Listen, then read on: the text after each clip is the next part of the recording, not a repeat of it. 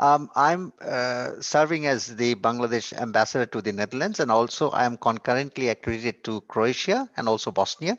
At the same time, I'm the Bangladesh permanent representative to the courts, meaning International Criminal Court, National Court of Justice, as also the Organization for Prevention of Chemical Weapons, Prohibition of Chemical Weapons, OPCW, that you know of. Before that, 4 years I was in Sri Lanka as Bangladesh High Commissioner. Main responsibility, like most others, is essentially to represent Bangladesh. When I say represent Bangladesh, perhaps it should go in the following order: that if there are some issues to pursue, some interests. Obviously, every country has their interests. Mostly, these are not explicit. These remain implicit. These are not pronounced for obvious reasons. I think that's the nature of diplomacy. So I'm here essentially to protect, promote, preserve, or uphold Bangladesh's interests in the Netherlands. And it could be political, it could be economic, it could be social and cultural. Essentially, how do I make, if I break it down further, how do I make Bangladesh visible to an ordinary Dutch, to the Dutch, academics, to politicians, intelligentsia, etc. Wow. Maya. Maya means illusion. If you go to the YouTube and if you give a search, you'll find even from Yanni to Prem Joshua to many other percussionists, the musicians, they have done beautiful compositions over the years, over decades, and think Maya, because Maya is simply not a Bengali word. Maya comes from Sanskrit. So Maya has its meaning to everyone, and everyone, Maya, people who translate as love, it's illusion. It's Maya is infinitely open to interpretation as well. It's very simple word, Maya. Maya also means empathy. Empathy to nature, empathy to humans, empathy to your pets, empathy to animals, whatever you call it. Water. And the other is monsoon rains.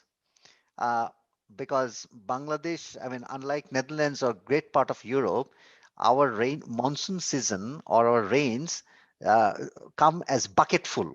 So in English, there is an expression, it rains in cats and dogs. When we say in cats and dogs, meaning, the rain just keeps coming like bucketful. You don't see it here in Europe. And sometimes it can rain for 24 hours. So in 24 hours, you can have a rainfall of, let's say, 50 centimeter.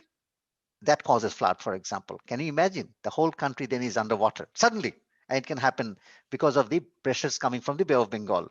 So I often say that, you drink water, but you swim water, you also sink in water. But that's fun. And particularly the most delightful sight is that when you look in monsoon rains, you go into the river. Our mid rivers are monstrous. When I say monstrous, sometimes the river in places can be as wide as 5 kilometers, 5 kilometers wide. You can't see from one side of the bank to the other side. So, but it's fun. I was that was my first posting. Obviously, being in the UN is very exciting. Some people say romantic. Okay, going to a great place called.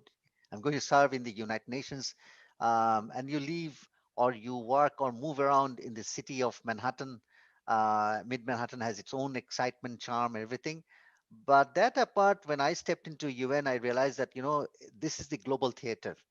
This is the most happening place. This is the place where not only you bump over some of the people who make headlines, but deep inside the rooms, in the basement meeting rooms where protracted negotiations go on for days and months and sometimes years together, uh, it taught me, one of the great things in negotiation is that persistence, perseverance. And there's an expression like Americans would say, hang on. You really sometimes remain hang on, but sometimes on the other side, outside of the rooms, you'd be shouting that why are these people, stuck with comma, semicolon, full stop, or simply an A or D, or just for words. It's simply not that, because things in international affairs are incremental. Things build up. So whatever we negotiated, whatever are agreed, uh, it takes time to eventually come to realization, and then it gets into the national policies, strategies, etc. So if country feels that if he or that country cannot secure uh, their perspective or interests on a particular area or under a resolution in a particular way inside the committee room of or in that body in UN, then they may not eventually in years to come secure their interests globally or regionally. So that's why a lot of fun goes on. That's why you'll find that people sometimes take very hostile situation. There are standoff, etc. But behind the thing, there are lots of interesting things which I think, as a student of international relations, you'd find it very interesting. I was a student of international relations. I was from economics, but I saw it up close. So, end of the day, as we used to say, everything is for something else. So, if you are shouting or you're holding on something, there is something else which only through your statement one may not configure. That actually points out to the element of quid pro quo. That's it. My favorite thing. I have never thought of that in 25 years. Um, but if I look back, I may say that it's about drafting, about every day I mean, something that what I drafted or what I wrote, a letter maybe last week or last month, maybe I would take it a complete different look today or next day. So its point is that, you look at everything afresh. You are trained, you are in a continuous process of enrichment. There's no static. If you want things that, no, I'll have to do it in certain way, I think in diplomacy, then you are drawing your limits.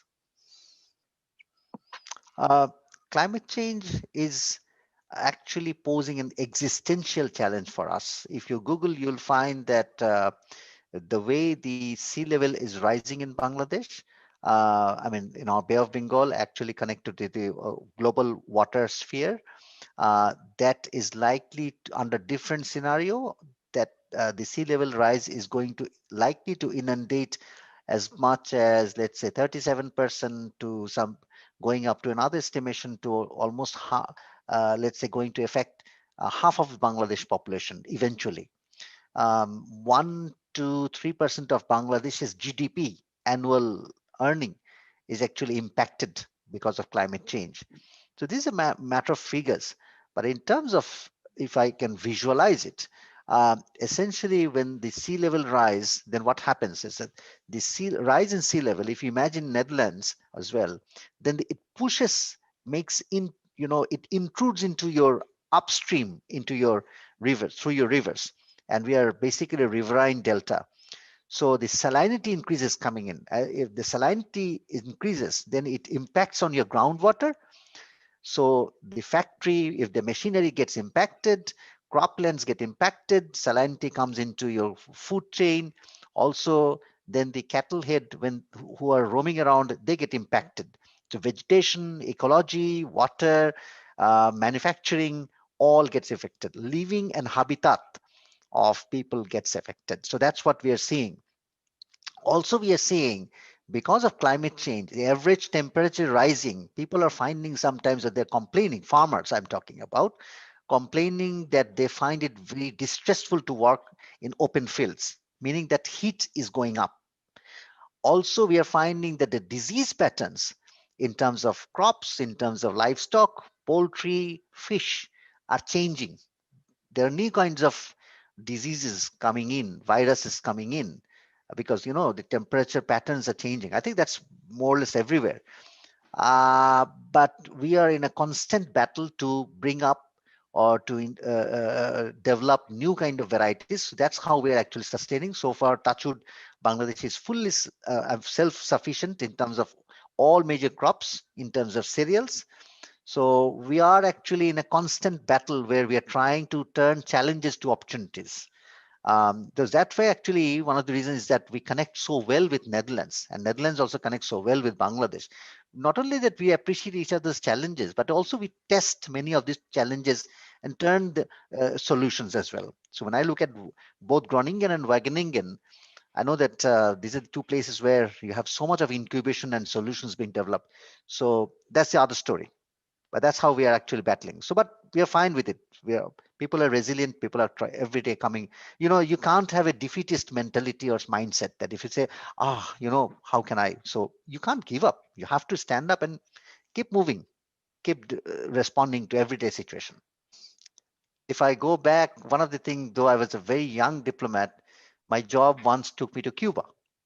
And there was something in the year 2000, something called South-South Summit. Cuba hosted it. And I got to walk up to late President Fidel Castro, because for any young person, particularly from our part of the world, Fidel Castro was an icon. I walked up to him, shook hands with him. So I think that's what I can tell you. I don't know how many of you might be excited with that prospect. Um, Biggest crisis. I think it's a crisis of trust and respect for people. Um, the, it's a trust and respect, not as I use the word empathy when you asked me which is the word, so I said Maya. It's about trust and respect. Because we all in a system. You call it, you have ecosystem, but also there's ecosystem interfaces with people. But the way nation states engage with each other, if Bangladesh and Netherlands, two countries, Netherlands is up here, Bangladesh is up down here in terms of economic wealth and prosperity and capability. But if the basic respect for the value of people, irrespective of the fact how wealthy, how capable, how strong you are, if that is not there, then that is something worrisome. Uh, and that also applies within the state. So if there are some people disadvantaged, some segments of people are struggling because of very low income, and the society or state does not look at them, does not hold them, then the whole edifice of shared prosperity through shared responsibility will come a hit. Shared prosperity through shared responsibility, meaning that I hold your hand. And where does that hand holding come? That comes from, when I hold you, I said, fine, you may be deaf or dumb or someone, incapacitated or maybe disabled, but I have to have some degree of trust and respect. I have to value you as human. And then if I am kind of swayed by majoritarian narrative that I come from majority community, you have to listen to me. I think that's when you'll have problem. That's when the fabric gets kind of, there are fractures, there are fissures, the trust, when it goes wrong, then no one is safe. No one can be secure. Ah, I have a problem. My problem is that I suffer from passion. Sometimes I get very passionate about something I believe in. But when you go walk through the alleys of diplomacy, sometimes you're also bound by some limits. Certain things you can do in certain ways you're expected to. Particularly when I'm to interact, let's say I'm interacting with you. I didn't know you, I haven't met you, I have not been to Groningen, for example, but I'm open. But sometimes my colleagues may say that, that openness, okay, but you should be cautious. So that's a kind of struggle that you go with. Do you really open up to someone? Do you really engage with someone in conversation with whom you have no context whatsoever? But I think COVID tells me that, this 1 year now it's passing by, that I think that's something that it's a part of resilience also. But resilience and passion, maybe a deadly cocktail. Uh, the last thing second part first, we actually call that density is not a problem. We used to think, and the textbooks in your university might tell that, population is a large population is a problem. Too much of people together may be a problem, but you'd be shocked to hear that what we have actually converted the density in terms of what we call density dividend. Why? Because when people are very dense, then in terms of distribution cost, transportation cost, getting things from field is much cheaper and easier, faster. So we are now actually, Bangladesh has actually transformed, converted the density which was viewed to be a problem to an opportunity. Now come to, let's say, and we do not think that population as large as 170 million, we used to think, is more of a problem. Today, we think that they are part of the working workforce. So how do you get them creatively into workforce? That's the issue. So let's not get everything by what the theoreticians might have said, theorized in the textbooks. Coming to Rohingya problem, that's a completely different thing. Uh, why and how the Rohingyas landed up in Bangladesh? This happened because there was a genocide. No one should doubt, because here in The Hague, in the National Court of Justice, they have prima facie established that yes, there were things done with clear genocidal intent. full stop, no doubt. The whole bench, 15 judges all together, they pronounced on that. So that's a very unique thing.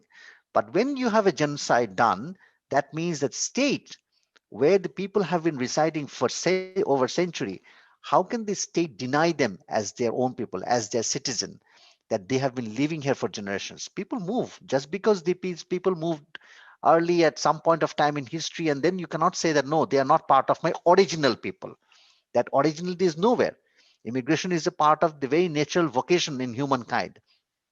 Be there as it be, even if something is in dispute, you cannot take, stride them of their rights, of their very inborn rights, and then torture them and then subject them to the most heinous of the gender-based crimes.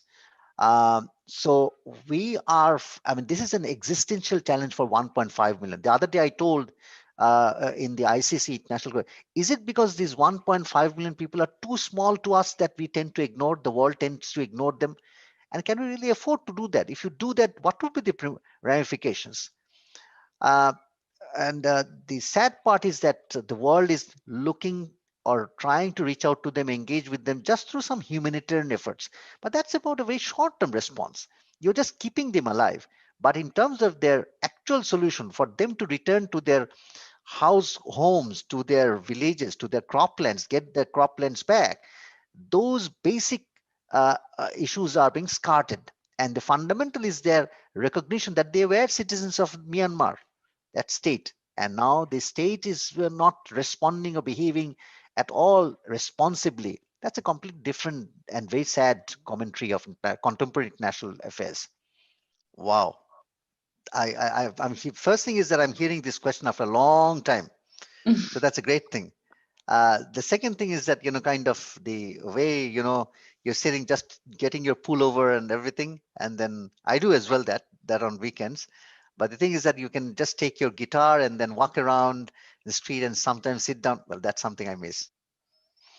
Formative.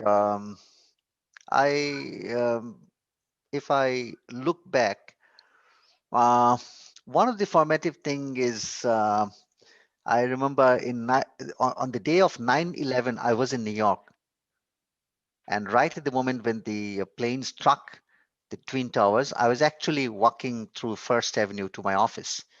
And I came back to my apartment around noon, around 11:30 and 12. And from my balcony on the 12th floor, I and my wife, we were looking down on the First Avenue in Manhattan, and we saw how people, all the big executives, no one knew each other. Some, their shirts torn and everything. They were running around there in a complete frenzy to the Queensboro Bridge. Many barefoot, many everything. They were completely, overwhelmed. And that's a sight I would never forget. And after that, I was dealing with Afghanistan file in the UN Security Council. So when we sat there, the kind of tremendously charged discussion that they were having. And one day like this, the way I'm talking to you, I was invited by a Democrats club, by a community club, in October 2001, in somewhere in New Jersey. I went there because I was at that time part of the Bangladesh Security Council team in the UN Security Council. So they've asked me that you speak up. So when I stood up and also said that, look, some miscreants, terrorists committed the crime, but for that, is it right and fair that we look at the entire population of 30 million in Afghanistan? We don't know them by the same lens. So naturally, they were so, I was touching a raw nerve. They reacted that here comes a diplomat who doesn't have any idea these people attacked America, etc., etc. But that was a very charged moment. So how do you really balance? How do you engage in a conversation on such a raw issue at a time when the nerves are very raw? That was one of the moments I still look back as something that, very difficult. Sometimes conversation can be very nasty, very tough, very, very difficult, beyond imagination. I come from a part of the world where we are more exposed to tea. 4 years in Sri Lanka, I was exposed to all kinds of tea, hundreds of variety of kind of, so combinations and everything. Um, Coffee, I think 2 cups here in Netherlands. Uh, First of all, we are engaged in conversation with the major players at political level, meaning with Brussels, Paris, Washington, um, in terms of securing that, in terms of ensuring safety, security, and dignity foremost of a worker, um, is as much as an important thing for for our friends, but also for Bangladesh.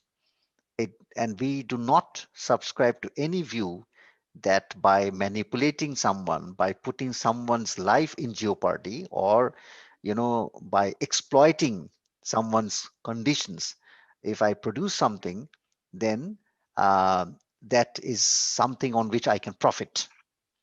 And this is something there, the states, manufacturers, and the workers all are at the same page. That should be. uh, it has been a journey for us. Initially, for some time back, it was not there. I'm very candid. But today in Bangladesh, that's an issue in terms of understanding, in terms of implementation of the agreements, notions. It's there. What we call is that, the industrial relations, the engagements, the conversations between workers and employers has to be seamless, has to be harmonious. So it's a matter of continuous progression, and that's coming there. But also there's an aspect which I need to flag here. It all comes because the price of the produce or products, whether it's the pullover, shirt, trouser, or whatever apparel we talk about, the price is manipulated. So if something is selling, let's say in Wassenaar or Hague Centrum, for 35 euro, 50 euro, can you imagine actually how much actually has gone to the worker? How much has gone to the actual manufacturer? And where does the rest of the money go? What I'm pointing out is that there's a big mismatch happening, and there's a serious exploitation happening, between the brands, or those who are selling it, and between the things. So this is a huge chain. Uh, if that is not ensured, and if the right money is not going, the real wage is not going to them, then that's a very sad thing. That is a bigger conversation, and that is actually the real conversation. We have found that the real wage for a worker 10 years back and today, the real wage is actually declining. How can you expect in a world of inflation that the person will keep remaining? And whereas you and I, we are paying the same price, actually the price of trouser and everything is actually real time wise going down if you compare 10 years back. So what's really happening here? But the cost of electricity, cost of production has not gone down, it's going up. So where in the chain, where is it happening? That's a much global conversation, and we're very happy that Netherlands understand that. So when you say about fair price, decent wage, it's all connected. It's not one in isolation. We're absolutely open. We are saying that we are absolutely open to engage, but let's address and talk about all elements, all tiers together, not in isolation. That's it. There are lots of books. There is one book which I have in my shelf called Gigged, that came out, I think, 2018. But there are a couple of others as well. Yeah. There is a fish called hilsa. It's something like salmon. The way you savor salmon, we have called hilsa, Hilsa. This is the most romantic fish for a Bengali. It's exceedingly tasty. This is a fish which, at the time of spawning, it travels from sea upstream to the river. Very interesting. It's one of the kind. Now, what happens is that this is also the boniest fish in the world. Boniest. So I have a saying: the bonier a fish, the tastier it is. But if I serve you, I mean, there are ways we can take out all the bones, and you will be in cloud nine. Trust me. You're putting my job in difficulty, because we have a female prime minister. Our speaker of the parliament is a lady. Our leader of the opposition till some time back was a lady. We have around 18% of members of parliament elected directly who are ladies. For a country with only $2,000 per capita GDP, I think this is way above. If you ask that what others can read, what others, and we also have 37% of women in our workforce. I think if you put all together, means that here is a country, in spite of the fact that it's climate vulnerable, it has lots of challenges. There's a lot of bad press. Many people say, including water, flood, cyclone, etc. These are things which I think we can. I won't say we can offer, but what we can only humbly say is that look, uh, give space to women, not simply in the boardrooms, but in the crop fields, in schools, in public places, public spaces. Just give them space. And I'm so happy to see someone next to you also representing the other gender. A very interesting question. How do I link up or keep up with the news? These days, essentially, it's the this small gadget. That's it. But I think newspapers are soon going to be something of the past. Not simply newspapers in print, but eventually maybe newspapers in electronic might be something of the past, because you're now getting lots of posts coming to LinkedIn, through tweets and everything. So I'm increasingly also trying to look at those others. So for someone coming from South Asia, this is a completely new way of living and working. Very good. I'll drop the name in the chat. Uh, her name is Runa Laila, and then there are a couple of them, Habib, and yeah, I think these three you can listen, and also there's a band. Uh, I'm just putting. You can. It's the international band which is led by female singer. If you go into the YouTube, I think you can share these, particularly the last one, Chirkut band. They're quite known also in Europe. So you can pick up some of their tunes if you like them, share with friends, and see how does it go. That's the toughest question you're posing to me. And you should have told me that this question will be coming. The thing is basically you walk uh, and engage with any person, any question, as difficult as it be, as nasty as it be. Even if I say, I hate you. No, no, no. Uh, there's nothing called hatred. You may dislike me to the extreme, but not you cannot resort to that kind of sentiment and word, meaning that you remain open. You really approach something with complete openness. That is increasingly, I find that getting missing. People come with very fixated mindset, attitude, approach, and I think that's it. Not only international relations, I think not only any discipline, unless you are a backroom scientist and technicians who are only confined with any microscope or some lab and etc. If you have to interact with humans, people, any discipline whatsoever, you cannot afford to be closed. You have to be open to to anyone, any extreme view as well. At least listen to that. Don't react.